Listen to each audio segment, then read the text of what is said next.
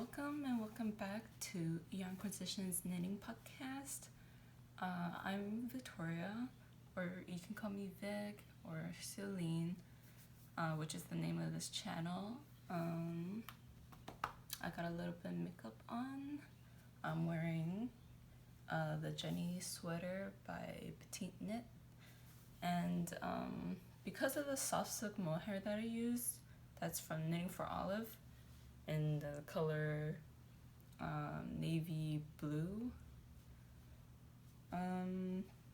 Like pills a lot, but the more soft something is, the more it is likely to pill.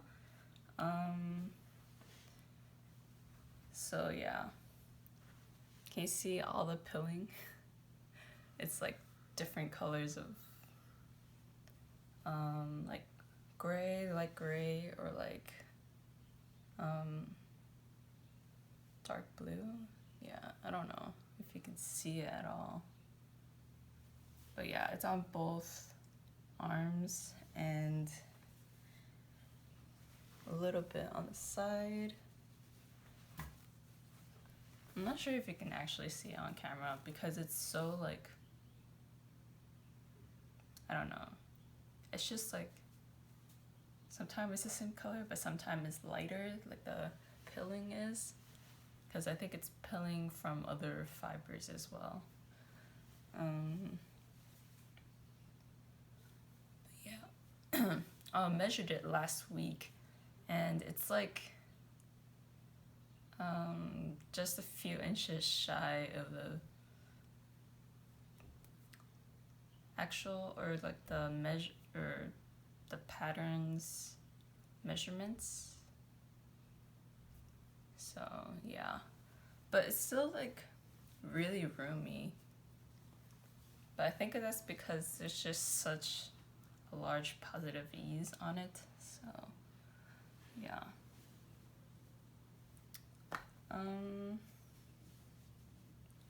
And because of the smocking, it like kind of crinkles weird in the elbow. So yeah, I don't know. That's just like a little aside, which is not that important because if you block it, which I haven't, and then I think it'll just come right out. Okay, so I'm gonna introduce the old things and then introduce the old things. I already did what I'm wearing, and have 2 whips, no finished objects, because it's only been like 5 days since the last time I recorded, because I recorded on Monday. And if you haven't noticed, I upload the day I record because I don't edit my videos. Just put it out there if you're new. Let's see. Oh, and I'm drinking sencha by Yamamoto Yama. It's like their premium sencha, which I think tastes better than the one they have in the aluminum package.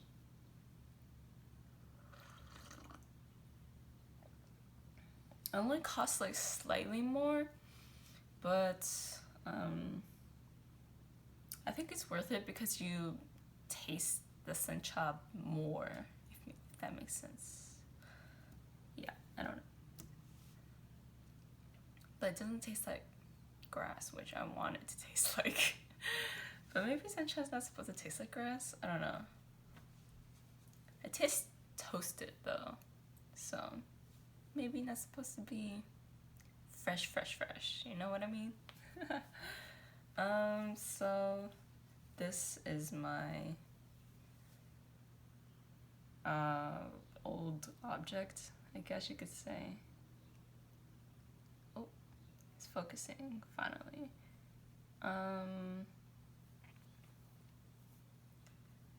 It's just a coaster, but I called it a like deca polygon I don't know, I forgot the name for it already, but it has 10 sides on it, which probably makes it like a little weird to block. I don't know why I decided to make it like each petal a point when I could just make it in the round instead and not have to deal with that. But I don't know. And it has so much stains on it because I used it. And I like drink teas and stuff, so basically tea stains everything. And I washed this after staining it, so it didn't come out. And I don't want to use bleach because that's annoying to do. But yeah, I just tossed it in the wash. Maybe I shouldn't have done it. Oh well. And I have like some sample. Can you even call it a sample? It's just like extra yarn from it. And I used a crochet hook not crochet hook. Crochet cotton thread size number 10. That's what I used. I think it's like Lydia's crochet thread or something like that. You can get it at Joann's, Michael's. Basically, wherever you can get your yarn, you can get this.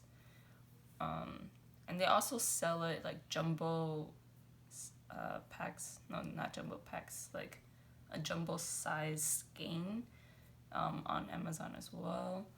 I don't know if you can tell just how thin it is. Like, it's so thin. But it is quite fuzzy, so... But then you can't really tell how fuzzy it is when you, like, make it into a coaster or something. But yeah.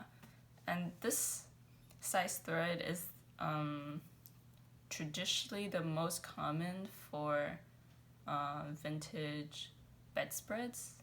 Like, this is the this is the thread size they use, which is quite a lot thicker than what I was used to at the time, because I used to use crochet thread size number 40. If you saw on the other podcast, you know, if you know, you know. So yeah, it's actually kind of comfortable to use size 10 because you could just use crochet size 1mm, and that's fine. I mean, you can go up to 1.5, but I don't have that, unfortunately. So maybe I should get some. But I don't have any more of this yarn, so maybe not. And because I don't feel like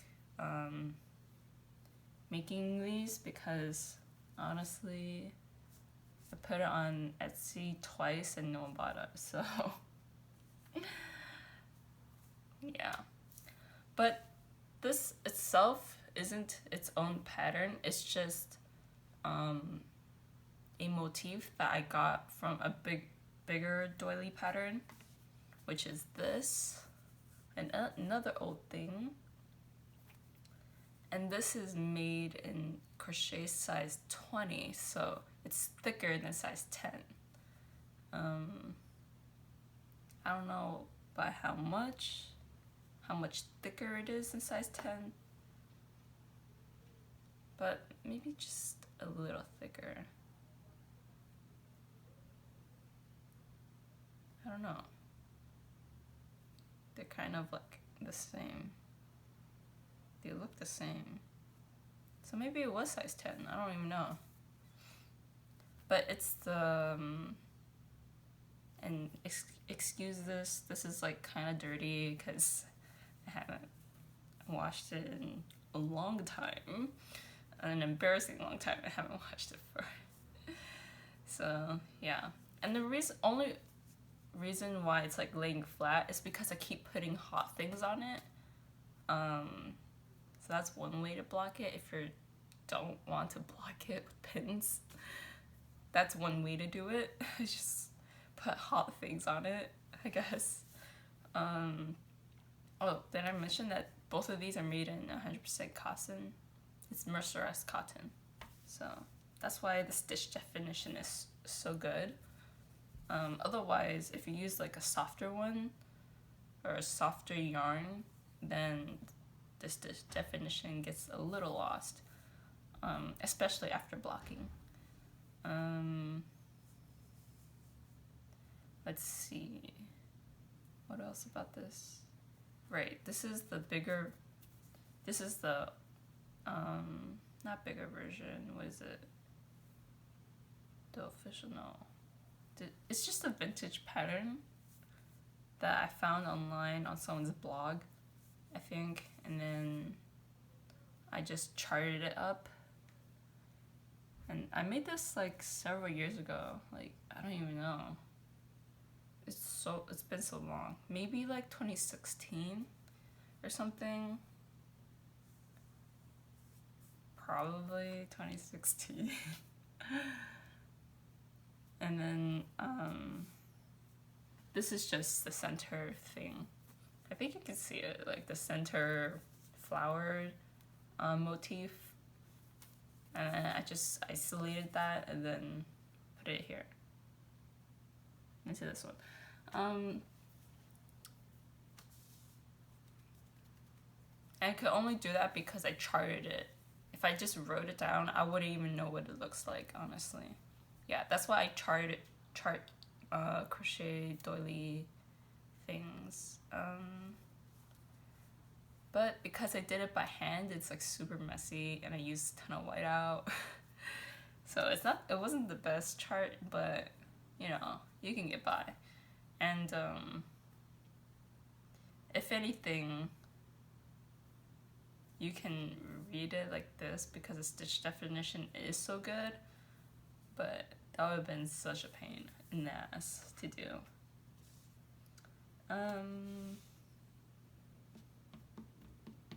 But yeah, I use these as coasters, but they're retired right now because I'm using the coasters that I showed you last week, which are 100% wool, and these are 100% cotton.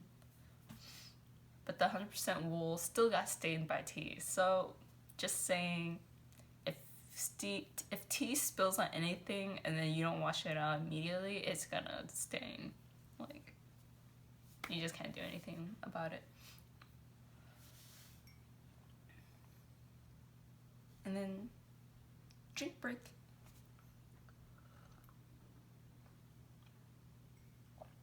Okay. So my first whip is the one you saw last week. It's the Ingrid sweater. Look at it. So big, so gorgeous, so nice. It's still missing an arm, obviously, or still missing a sleeve, not an arm. Yeah, look at it. It's so nice and comfy. And I did wear it just to see how it fit, like the sleeve, how the sleeve fits. Yeah, just to see how the sleeve fits. And I just left all the stitch markers on, just to remind myself for the next sleeve where I increased, because that was such a pain in the butt to like keep track of while you're switching what are these? While you're switching patterns, like the sections. Yeah, that was really annoying. But you don't do any of the increases in the double rib. And one modification I did, instead of doing the recommended amount of double rib, I did 20 rounds instead, because I needed it to be longer. And yeah, when I wore it, it would have been like right there, like this sleeve. And I don't know if I like my sleeves longer in general, or my arms are just slightly longer than average. Like, I don't know which one is. So, I don't know, my arms might be just slightly longer than average. Because I have a cousin, she's like 5 feet, but my arm is significantly longer than hers, so I don't even know. And we're only 3 inches apart in height, so that doesn't make sense. So it should only be like max 3 inches or less, but it's like a lot more. Or at least I feel like it looks like a lot more. I don't know. But yeah, so I did 20 rounds of double rib and did the recommended amount of 1x1 rib. Just because that's what the pattern recommends. Like, if you're gonna lengthen the arm, the pattern recommends to lengthen the double rib only. So that was pretty interesting. I mean, if you want this part to be longer, that's fine too. Yeah. And for me, this part is like 7 centimeters because I measured it from here. So that's 7 centimeters, and it's the same amount of rounds. So maybe that's a little smaller than the pattern is, but you know, whatever. But the body is at a good length. That's why I like it. But I think my length of the body is 1 centimeter shorter. So maybe if I block it out, because it kind of ripples a little bit here and it cinches in a lot at the double rib. So I don't know. Maybe I'll lengthen a little bit with blocking. That's what I'm hoping. But I've also yet to block any of my sweaters because it's just kind of intimidating, and I don't have like a basin big enough for sweaters because these are like so floppy. No, not floppy. They're just so freaking huge when you scrunch it up. Like, the only thing that would fit this would be my kitchen sink, but I'm like kind of grossed out with kitchen food stuff in the sink, and then you put like your clothes in it. I don't know, I'm just super weird about that. Like, I don't know, maybe I do need to buy a basin, a collapsible basin, because I saw Kopi Kelly has one of those collapsible basin looking things, and that looks super handy. And I think she mentioned you can get it on Amazon or something, so maybe I'll get that. I don't know. But I also need needles, like 2.5 to 3 millimeter needles, and interchangeable, because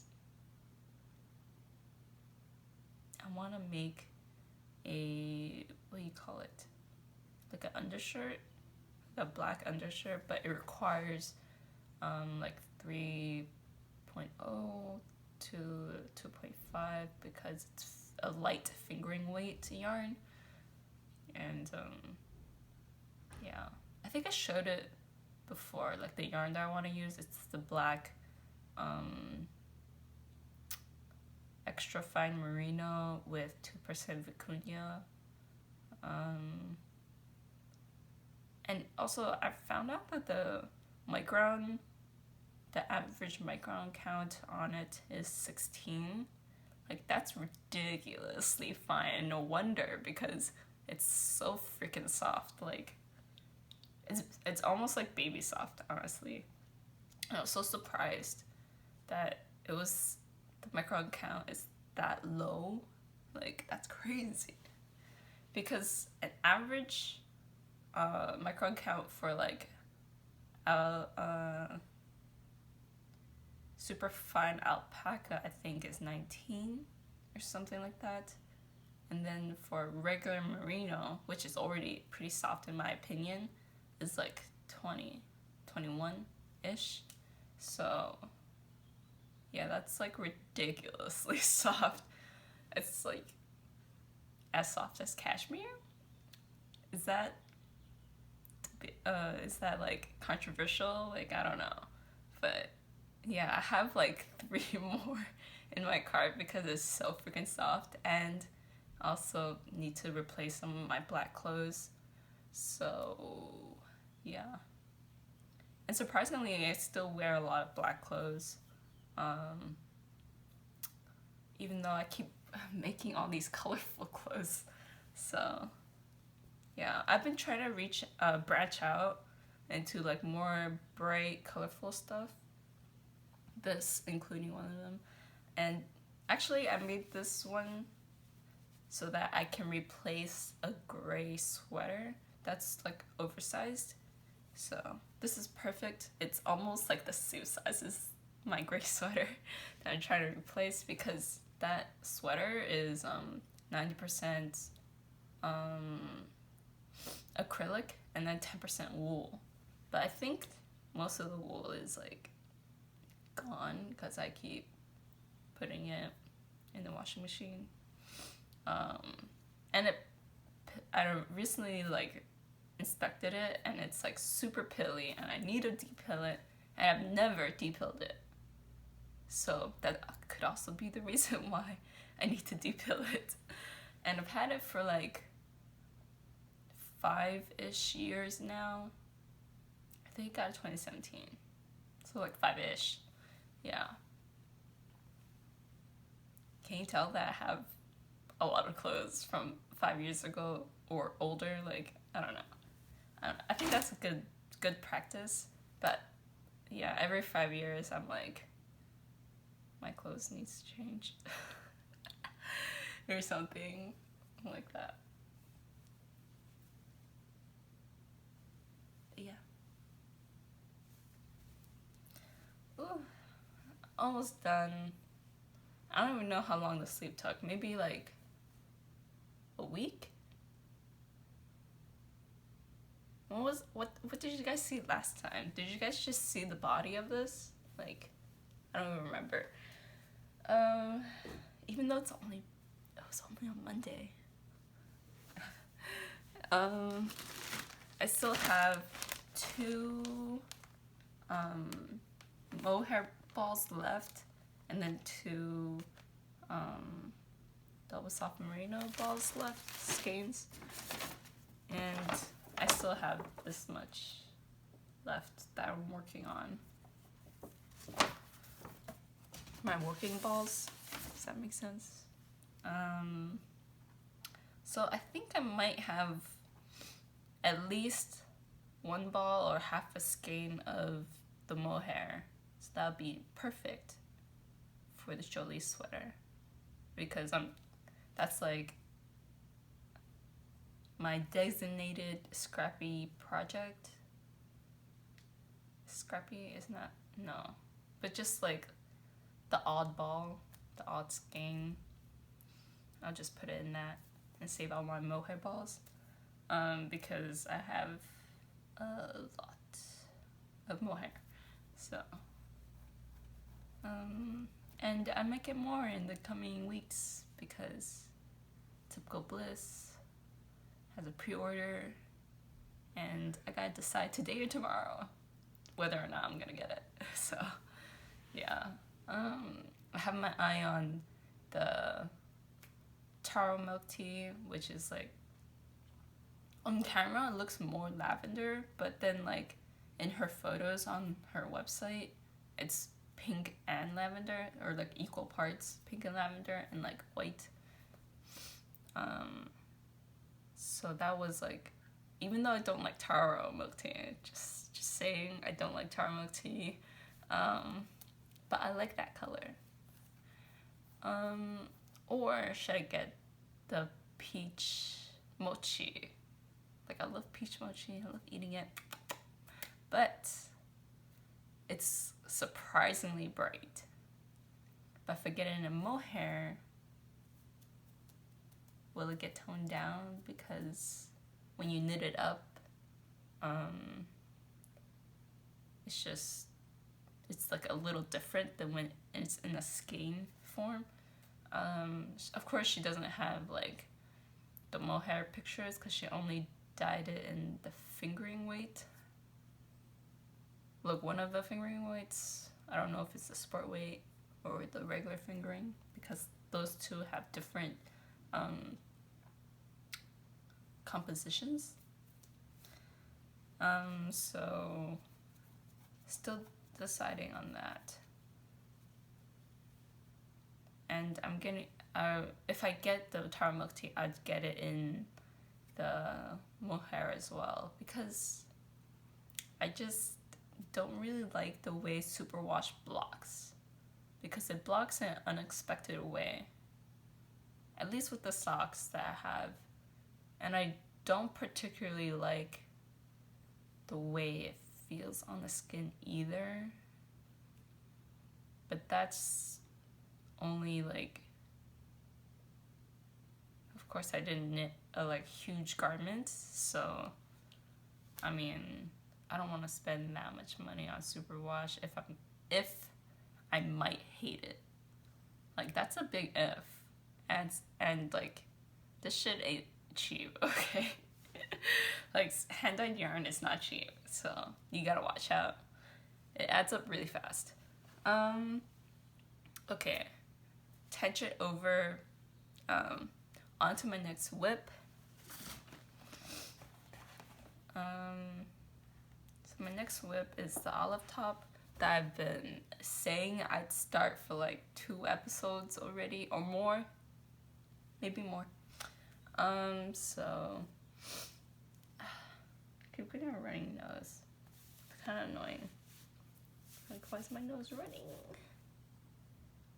Like, it wasn't running before I started filming, but as soon as I start filming, it runs. Like, what the heck? And then as soon as I stop filming, it's fine. Like, it doesn't run anymore. So super annoying, but whatever.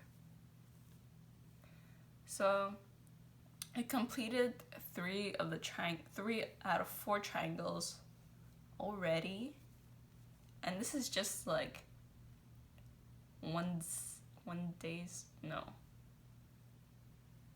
I finished 2 in one day, and then I was already starting the 3rd one. But last night I picked it back up so I can finish the 3rd one and start the 4th one, so that it'll be ready if I wanted to knit outside. And yeah, I did knit outside yesterday. No, was it yesterday? Yes, it was yesterday. If you follow me on Instagram, you would know what day it was and keep track for me, because yeah, it's so hard for me to remember for some reason. It's getting tangled. Ooh.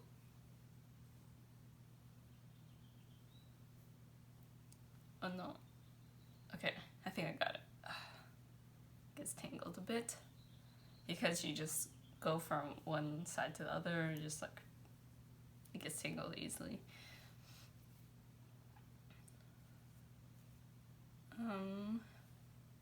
But yeah, still on the first ball or skein, and looks like I didn't even like freaking touch it.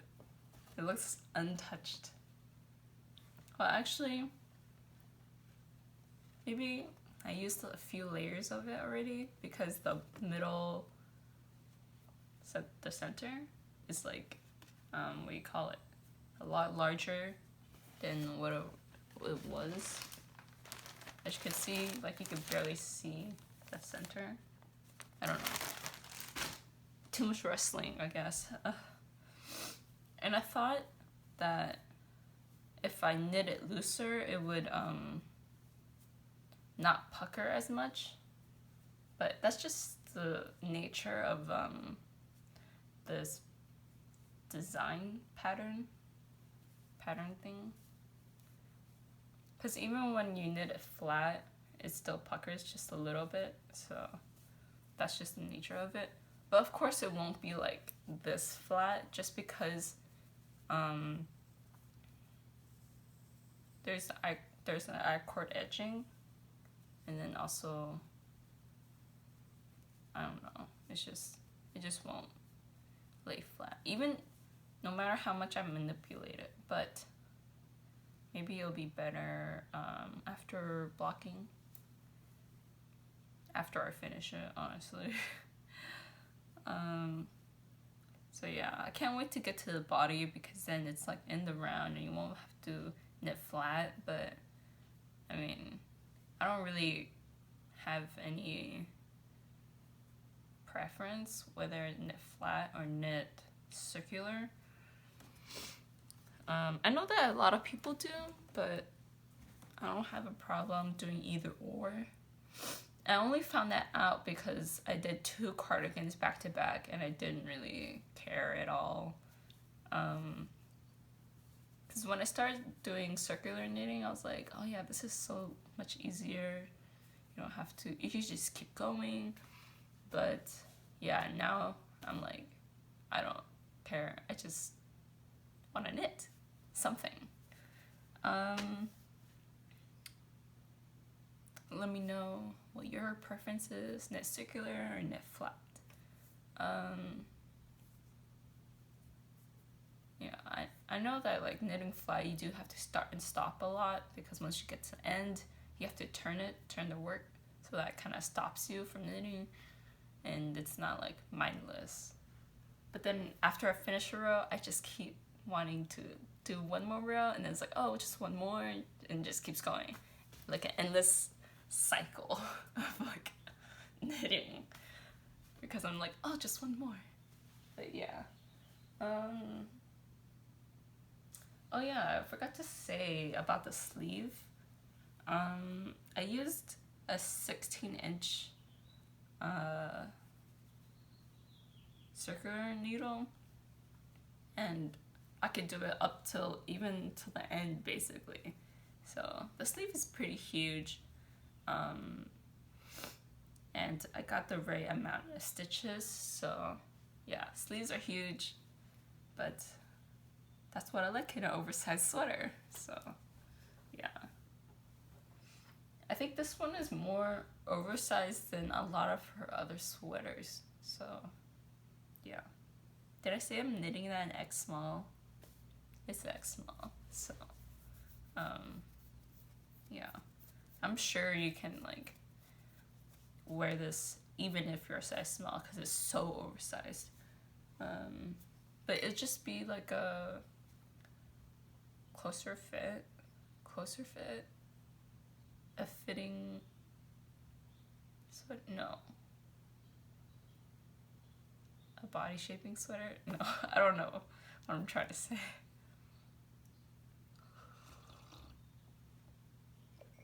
Like, it would fit better to your body, I think. But it might be too tight. Who knows? I mean, you can just look at the measurements in the pattern, honestly. And I think that is it.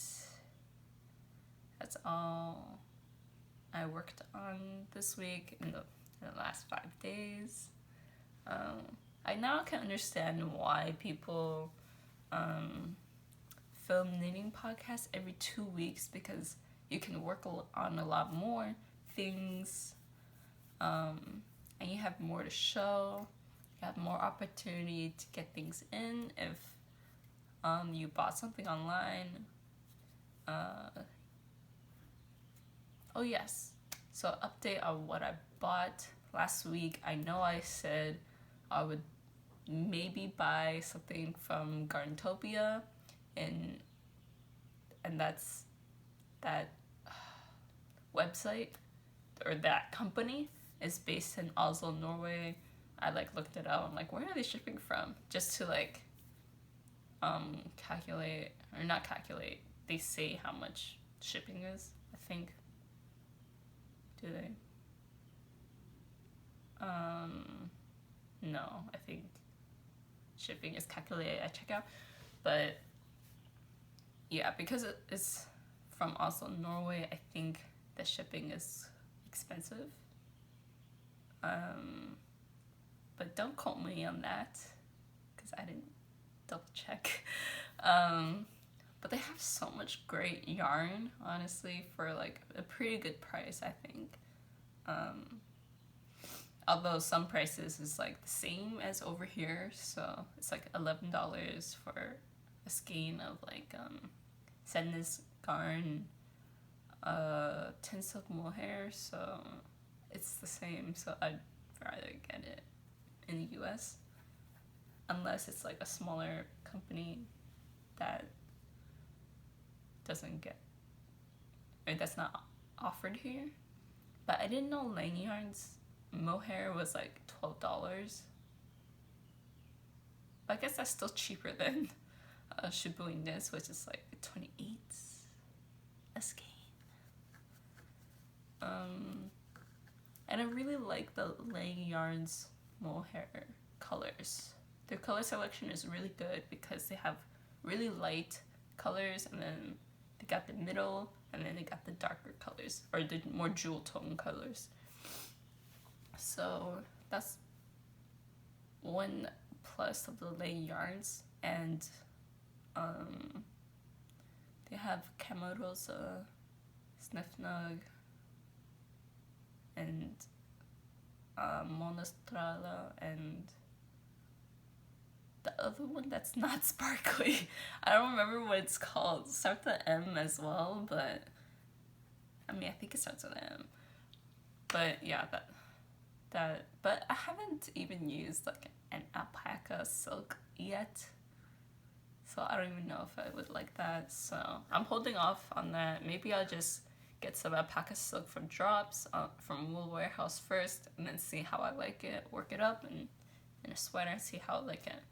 I'm still undecided whether I like alpaca silk, because it looks great.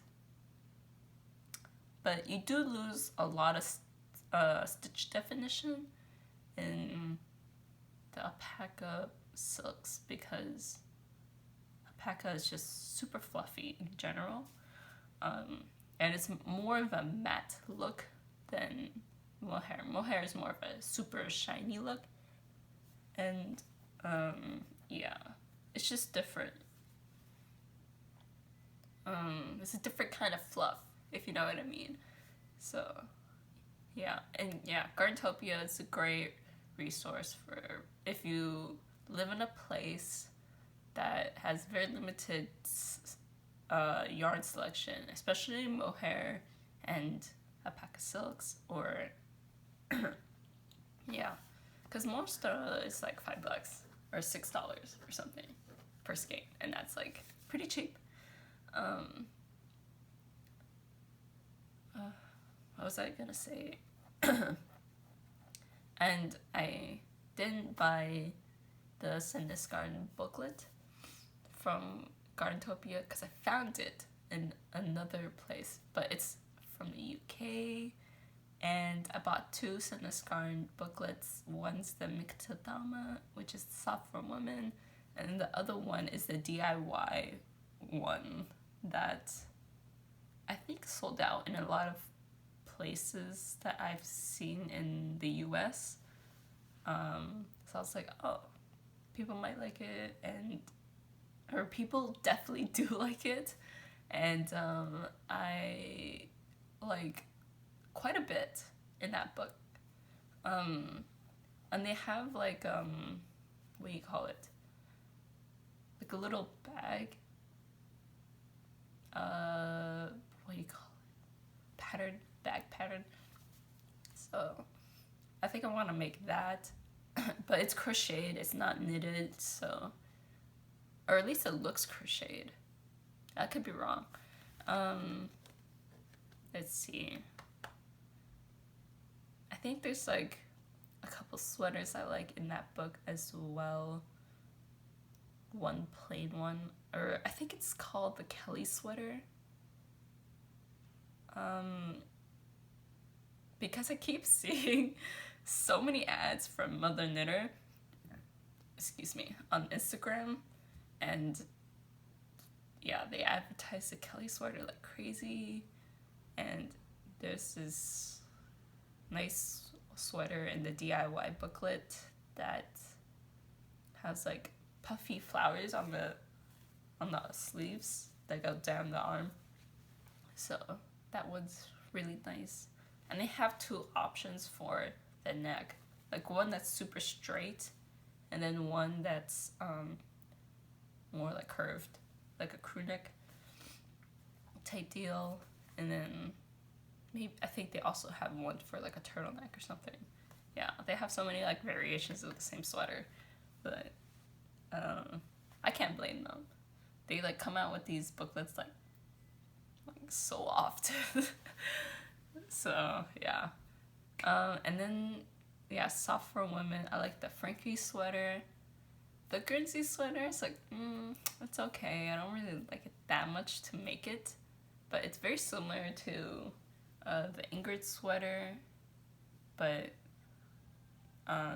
it's really different as far as I can tell from the pictures. Like the bottom is, the whole thing is different, but it still has like these kind of stitches. No, like I think it is like actually cables. I don't know if it's like mock cables or something, because it's a 2 cable stitch. I don't even know what I'm saying. It's like, or two knits, 2 knit by 2 knit, if you know what I mean, in a cable. Does that make sense? But yeah, I just don't like the way that the Guernsey sweater looks. So Frickery sweater I want to make with the Baroque mochi that I have, because the more I look at the classic pattern by Anne Wenzel, I just, like, the more I hate it for some reason. Like, why does this happen to me? Like, I want to make that, but then every time I look at it, I like hate it a little more. Like, what the heck? Like, does this happen to anybody else? I feel like maybe I'm the only one that gets like that. I don't know. But I really liked it when I first saw it, which is kind of sad. But yeah, the Frickery sweater with the Baroque mochi, because I don't have a pattern for that right now. And it uses Kos by Sendiscard, so that's like very similar yarn to the Baroque mochi. And I have it in the colorway Red Bean. And then I like the Jules sweater. I just want to call it Jules because it's Jules, but it's Jules, I think, because it's, Scandinavian, so the J's are Y's. And that's the mohair one that I also get a lot of ads on Instagram by Mother Knitter. And what is it called? The Jolie sweater. And I think I also said last time that I think it's called Jolie because it means pretty in French, but I'm not 100% if it means something else in Norwegian. So there's that. So maybe Oli, I don't know. Or Olie. Do they pronounce the E after the I? I don't know. Because I don't know Norwegian at all. But I'm like slowly learning Scandinavian languages because there's so many knitting patterns that or designers that are from those countries, like Finland, Sweden, Norway, and like Denmark. those are the main places I see really modern patterns from. So yeah, I don't know what's going on there, but yeah, slowly learning a little bit of words here and there. So now I can recognize some words like the word for recipe or pattern in English. But yeah. So Fergie's sweater, Eula's sweater, and Julie's sweater, which is also a mohair sweater, but it requires a lot, like 8 balls of mohair in the main color, which is white. But I want to use Elderflower by Knitting for Olive, which I haven't bought because I don't have enough scraps. Because I think it's 2 balls of one contrast color and then 2 balls of another contrast color, so there's 4 balls total of mohair for 2 contrast colors.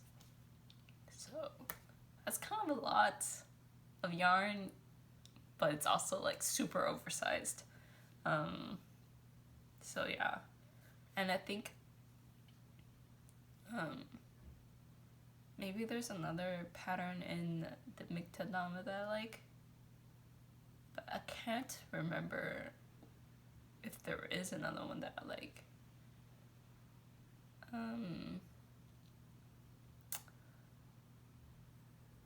Yeah, who knows? And maybe I just have a lot of oversized sweaters by the end of this, like, I don't know. But I'm making everything in the smallest size, so whatever, whether it be small or X small. I think they always have an X small, almost always have an X small option. But their sizes for certain patterns varies a lot, I think. Because sometimes it's the largest size is large, but sometimes it's XL, sometimes it's different. Yeah. So if you're larger than large, that kind of sucks. But then you can always look at the finished measurements. They have that online. So before you buy the book, just check that first.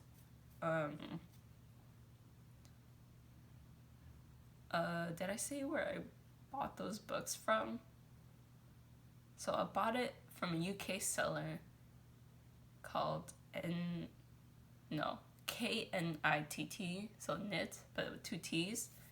And the shipping was $21, which is more than the books themselves, because they priced the books at like $8 and $9.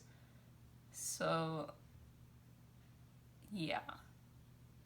And I just bit the bullet because I really wanted those patterns, and they don't have those books in the US because A, they never got it yet, or B, it's sold out. I don't know which one, but I think they just haven't gotten it yet. Probably got stuck in customs or something, or maybe not. I don't know. So yeah, and I didn't have to buy Sandnes yarn for those books, because I know Mother Knitter, they require you to buy 1 full project's worth of yarn to buy the booklets, because I think that's the deal they have with Sandnes. So but that's also because Mother Knitter is the official distributor for Sandnes. So there's that too. And I think that's why their prices are like the same prices as in Europe, or same equivalent. So it's like $11, $12, you know, for mohair.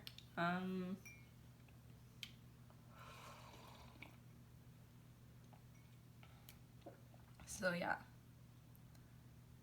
I bought those, and then I forgot to mention last episode for the Pearl Soho stuff. Their pictures are surprisingly true to life. Like, it's so freaking close to the color online. Like, what you see online, like in the photos, that's exactly what I got in person. So that's super surprising. Like, usually computers will fuck it up a little bit, but I also bought it on my iPhone, so that could be why. But I don't know, because my iPhone is so old. It's the iPhone 7 Plus, so that's like from forever ago. So like I don't know. It's pretty accurate if you have Apple products, I guess, and if you have like other like PCs, I'm not sure if it would be true to color, but if you have Apple products, if you look at it on Apple products, then I'm pretty sure it's true to color. The photos are true to color, true to life, or yeah.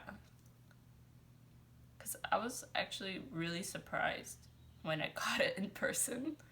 I'm just like, whoa, that's exactly the shade that I got. Yeah, but I think the Apple Blossom mohair is like, it varies a little bit, but that's because it's shiny.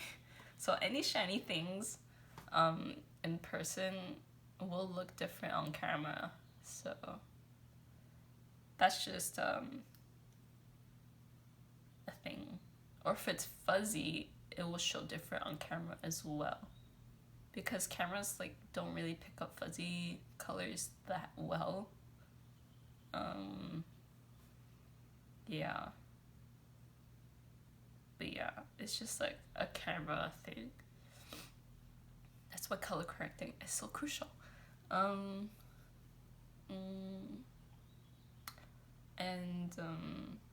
I also didn't mention this about the 100% mohair that I got. It's like super shiny. It's so shiny that if I said it was silk, maybe you would buy it. But I mean, it is fuzzy, so you'll probably be like, something doesn't make sense. It's fuzzy. Silk is not fuzzy. But yeah. And I don't know why, I always get like freaking embroidering videos on Instagram, maybe because it's so hard not to look at it. But like every time I look at it, I'm just like, oh, I want to do embroidery. But then I'm like, wait, but I also hate the look of Western embroidery. Because I'm so like biased, I think. Because I grew up looking at Eastern embroidering methods, styles, as a kid growing up. So I'm like really biased towards that because it's so silky, so shiny, so smooth, and it's just nice to feel it sometimes. Although you shouldn't, because that can ruin the tapestries, no, the embroidery.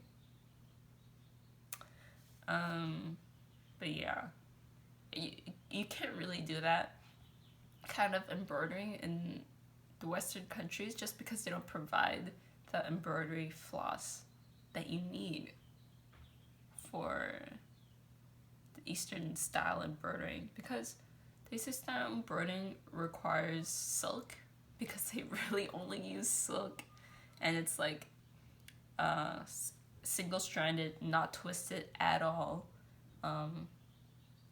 silk basically. So that's really difficult, just to source that kind of silk. But it's like prevalent? No. It's easier to find in like China, Japan, Korea. because, you know, that's like it's just a cultural thing, you know, or, yeah, because that's the most common type of embroidery there. And it's not mass-produced, obvious. I mean, it is mass-produced, but just, you know, no one like stocks it here. Yeah, that's just my rant about like can't find the right materials to make what I want, basically. That's the story of my life. Akumi Hilo, same shit. It's using single strands of freaking silk, and then you like bunch like strands together to make one yarn, I guess, but it's not plied, obviously. Yeah. And all the embroidery floss that you can buy at your local yarn store or craft store, they're all plied. Like at least 6 plies. So sometimes more, depending on the quality of the embroidery floss, which I find so annoying that when I was learning how to do embroidery, or at least a Western style embroidery in college, because I took the intro to textiles class, so you basically do a little bit of everything in that class. So we had like an embroidery section, and it was really annoying because you'd have to cut the floss and then like rip it apart, like unply it to get a thinner thread so that your embroidery is thinner, so, or to get thinner lines and stuff. So that was kind of annoying to do. It was really tedious, and I embroidered on polyester, so that's also not the best, but it's also because I used it because it was like leftover scrap fabric from like my time in high school. Yeah. And it wasn't stretchy, so I thought that would be great for embroidering. But then as I was embroidering things, or the lines that I made, as I was doing that, I noticed that I keep pulling it too tight. So that's just my bad habit. I think I've gotten a lot better with not pulling too tight for like the Italian bind-offs, because you have to do it for every thing if you want to bind off. So it's like the neck, the body, and each sleeve. So you have to use Italian bind-off for all of those. So just a warning, I guess. Which I like. So then you just have to practice not pulling too tight, or if you go back and go back through the loop the second time, you don't pull it even tighter as you or you don't pull it as you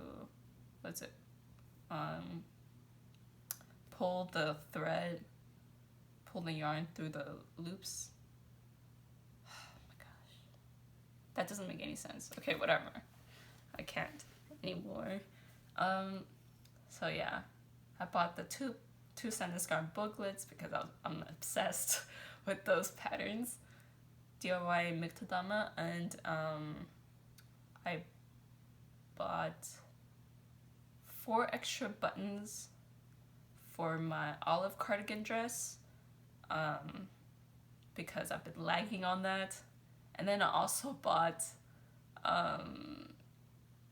what was it? It's the linen, 100% linen by the rhubarb natura from Shop Lumberstery, because they finally got their shipment from the Rhubarb natura. Is that the rhubarb? I don't know exactly the name of that yarn company, but yeah, they finally got their shipment, and they said that they couldn't get their, like, as much as they wanted for the 100% linen yarn, because the flax crop in France just got destroyed somehow, or there's just like less yield from this year's crop. I think last year's crop, because it's winter right now. No, because it was winter, so last year's crop. Unless they grow in the greenhouse, I don't know. But yeah, the last year's crop of flax got is a lot less than anticipated. So then, because of that, or because the Rhubarb natura uses 100% linen or flax from France, specifically from France. So, and they're based in France. So it's probably like their thing, and they don't want to use like other flax from other places because it's just maybe a different variety, or the processing is different. It could be that. That's why they use France flax. But they don't mention exactly why, I think, on their website. I try to look for, their explanation, but maybe it's a trade secret. A lot of things could be trade secrets, So, or they just don't want, like, other companies trying to get their supply, That's like, something that businesses have to keep a lookout for.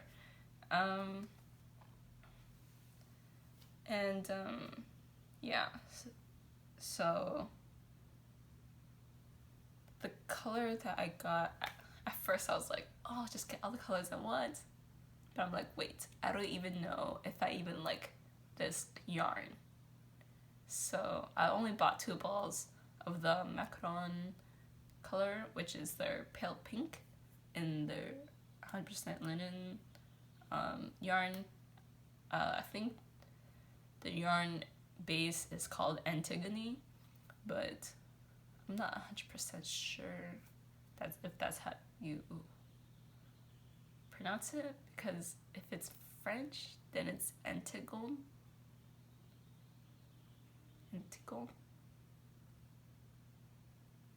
I think. But if it's a name from a different language, then it's Antigone. Right? Isn't that a Greek name? Am I wrong? Maybe. Please let me know if you know more about that. Because I'm pretty sure I heard it somewhere, like in like Greek mythology or something, that it's Antigone. Yeah, I don't know. It's just like, why do I know that? And it would be so funny if that's actually not even how it's spelled. Because then it's like completely wrong. But yeah, that's why I keep saying the 100% linen yarn, because I'm not 100% sure of the name of the yarn base. But yeah, I got it in macaron, the pale pink. I was looking at Mistral, but it's like not exactly the blue color I like. So I like cut that out, removed it from my cart, and then the lilac color, which is called Lila.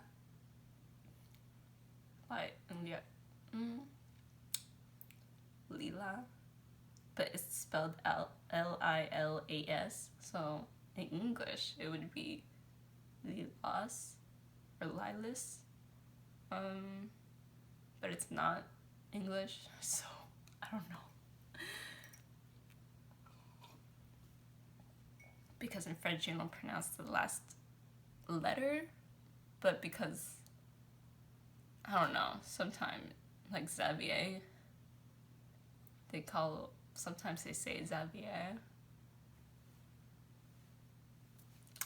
You know, sometimes pronunciation changes, but I don't know. And Mistral, I pronounce the L just because it sounds better instead of Mistra. So, Mistra. Mistra. Yeah, whatever. Okay, so the blue cut, lilac cut, because even though I like that color like a lot, I don't know if I like the color or like the yarn. So, and then I cut the almond color, which is the basically the same color as the sea artichoke, like a sagey green, but I think it's a little lighter than this, or yeah, it's similar color as this. So I was like, I'll cut that out because I have so much of it, or I just made something in that color, so I was like, I'll just cut that out too. Just to like, so I don't spend too much on a yarn that I may or may not like. Yeah, I only bought 2 balls too because I wanted to make not a camisole, because I don't really wear that many camisoles in the summer, but it's just nice to look more presentable than just wearing a freaking sports bra, because I've done that way too much last year. So, and I felt kind of not subconscious. I felt really conscious of like my belly, like it feels like too exposed or something. I don't know. It just felt kind of weird doing that. But everybody does it in the summer here, so it doesn't even fucking matter. Yeah, it's just my weird feeling. Yeah, just because I'm not that comfortable like showing my body, even though it's literally fine. Everyone does it no matter what size you are, especially when it gets really fucking hot. So yeah, nobody fucking cares. I keep telling myself that, but then I still get so really conscious about it. Subconscious? No. Yeah, and then as I'm talking about it, I'm like fucking heating up. So, oof. And yeah. So that's what I got from Shop La Mercerie. It's the 4 buttons that I'm missing, and then those 2 balls of 100% linen. And I want to make a crop top. Did I say that already? No. I want to make like a crop top similar to what I already have, because I wear the shit out of that. So yeah, I want to make a crop top. And I probably have to make my own pattern for it, because I just don't like what's out there or what I've seen, because the like sleeve is like too billowy, too like fluttery, or like too much ruffles. It's like too ruffly for me, in my opinion. I don't know. Like sometimes I like ruffles, sometimes I really hate it. And on sleeves, I like really hate it. So, but that's like the trendy thing right now, is ruffles everywhere. So, yeah, I definitely won't be on that trend. Though I do like a ruffle collar. That's what I like. Or like ruffles only around the sleeve, like, or like the end of a long sleeve, like, you know, that 90s ruffle long sleeve shirt. And then that kind of shirt also has a ruffle at the bottom, but ain't nobody sees that, so yeah. 90s, early 2000s. Take another sip.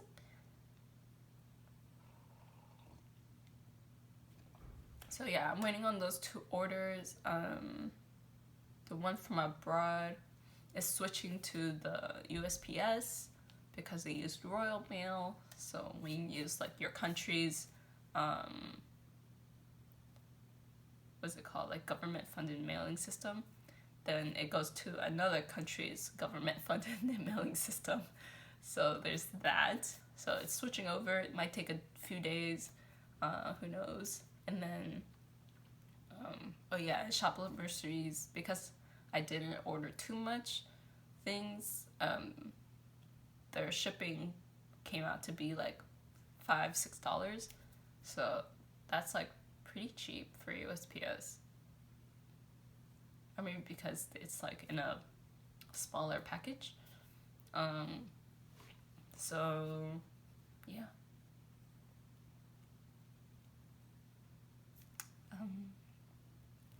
What else? Oh yeah, and that's gonna be here probably in 2 days because they're not open on Sundays as per usual.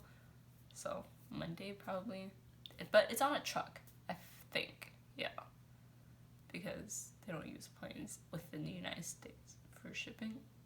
It's only from international that they use planes. Yeah. So it might be another week or 2 until the booklets get here, because knowing the US or knowing international shipments from Europe or UK, they usually land in like New York. And then it goes on a truck and then ships all the way across the country to California. So that's a whole freaking week alone within the United States. So because it takes about a week to make that trip on a truck. So yeah. So gotta think there are truckers in the United States, because shit's crazy with the shipments and everything. Like, and it's such a grueling job. Like, I could never do that. Ever. Because you're, like, by yourself on a truck. And you're, like, really responsible for, especially during winter, because there's such a big risk that you'll slide on ice, like going across the country, because basically most of the US gets ice and snow, except for coastal areas. So that kind of sucks for truckers. And the big ass chains. Okay, it doesn't even fucking matter that I'm talking about this. It's just keep ranting. But it's a nice day, so I think makes me not want to continue the Ingrid sweater, because I could just sit outside in the sweater and just knit this, and yeah, such a nice day today with a very little cloud cover, and it's a little cold. It's like low 70s, high 60s, so just cold enough to wear a sweater, but I don't have to if it gets hot. Yeah.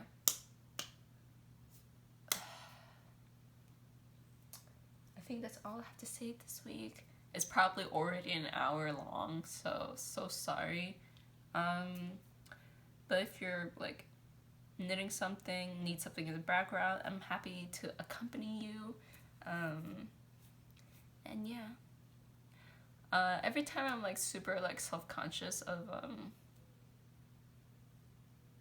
like the dead air on these videos, and then like just like saying so freaking much, like I'm so self-conscious about it, but then I like freaking point it out for you, so I'm sure like you noticed it since day one. That's just me being like really shitty at presenting things, and well, I try to get better, but as soon as I get a little better, I like stop presenting anything. So yeah, there's no like opportunity to keep getting better, especially in front of a camera, because then like there's like no one to talk to or to bounce off of. Yeah, but at least I don't get like super nervous, or not super nervous. I'm always nervous in front of a camera, but like I don't get super choked up, like my throat closes sometimes. Yeah, when I present things, and then it becomes harder for my voice to project. But I don't need to project here, so it's fine. Everything's fine. Okay, I'll let you guys go now. Have a good week, have a good weekend. Make something that makes you happy, and if it doesn't make you happy, I don't know what to say. You can just rip it out, I guess. And yeah. Oh my gosh, I just have another thought, so I guess I'm not ending this episode yet. So all the stuff that I'm replacing or trying to replace, I'm just gonna put it in a donation bag. That's what me and my boyfriend do if we have clothes that we don't like or don't wear anymore. We just put it in a donation bag, because the stuff that we want to throw away, it's like perfectly fine. Like you can still wear it. It's just that we don't enjoy wearing it, or we don't wear it, period. So it's like better for someone else to like have an opportunity to like reuse it. Yeah. And I'm getting rid of like the sweaters that I have, because it's made out of acrylic or cotton and acrylic, which, I mean, I just don't enjoy cotton sweaters anymore, because it just doesn't keep you warm at all. And living in South Bay, there's very little opportunity to even wear it in general without being cold. And without layering like crazy, which I don't enjoy anymore. I used to enjoy it when I was living in San Francisco, because I didn't know any different. That's how I grew up. So we just kept layering. So it's like t-shirt, sweater, and then jacket. That's how we layered. Or just t-shirt, hoodie, or because I also don't wear my hoodies. I just like keep it in the closet. Although I should wear it because I still have them and I haven't thrown them away. And it's gonna be one season where I haven't worn the majority of my hoodies. So, and I don't want to throw it away because it's like sentimental things. It's like stuff I got in high school. So, which is like, dude, it's like 9 years since high school. And some of them are ill-fitting because they are like the super shitty like hoodies that you can customize.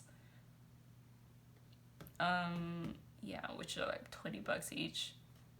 Like back in the day, everyone did that kind of thing, or maybe people still do in high school. So yeah, there's just sentimental, and some of them actually have my name on it, my Chinese name or my like English name, which is Victoria. So it's kind of weird. Some of them have my full name, and it's like, I can't donate those. Like, it's kind of weird for someone to donate something that has like your full name on it. Like, let me know if you would get something at a thrift store with someone else's full name on it. Well, not my legal name, but you know, your full name, basically. So there's that. I don't know. I'm still like, that's super weird, but I don't know if people even care about that, but yeah, I just can't stop feeling super weird about it. Yeah, so that's why I can't get rid of those.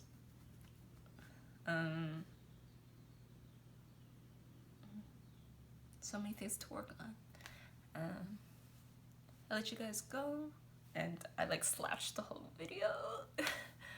So maybe next week I'll have some Yarnquisitions or just acquisitions, and I'll probably show you the finished olive cardigan. Maybe I'll wear it too, just so that you can tell what changes I've made, because I think most changes are more apparent after when someone is wearing it. So yeah, see y'all next week. Have a great week. Bye.